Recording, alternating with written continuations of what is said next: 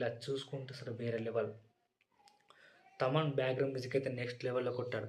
ఈ సినిమా దాదాపు 300 కోట్లకు పైగా బడ్జెట్ కేటాయించారు. టీ సిరీస్ కూడా ఇందులో పార్ట్నర్‌షిప్ ఉంది. ఈ సినిమా జనవరిలో ప్రపంచవ్యాప్తంగా రిలీజ్ అవుతుంది. ప్రభాస్ ఈ సినిమా ఎన్ని కోట్ల కలెక్షన్ సాధిస్తే మీకు ఇష్టం ఉందో కామెంట్లు చేయండి. ఈసారి సంక్రాంతి ఎవరితో కామెంట్లో మీరే చెప్పండి. డెఫినెట్‌గా బ్లాక్ బస్టర్ టాప్ వస్తే గిట్లా టాక్ వస్తే ఎవరు ఆపలేరు ప్రభాస్‌ని. ఫ్లాప్ సినిమా కూడా ఓపెనింగ్ రోజు 150 కోట్లు తగ్గది. ఈ సినిమా ఈజీగా 24 కోట్ల బిజినెస్ ఫస్ట్ డే పక్కా. కల్కి 2 190 కోట్లు. ఈ సినిమా బ్లాక్ బస్టర్ టాక్ వస్తే 1000 కోట్లు స్మూత్‌గా అయిపోతుంది. అన్ని రికార్డులు ధురంధర్ సినిమా రికార్డులు బద్దలు కొట్టాల్సిందే ఈ సినిమా.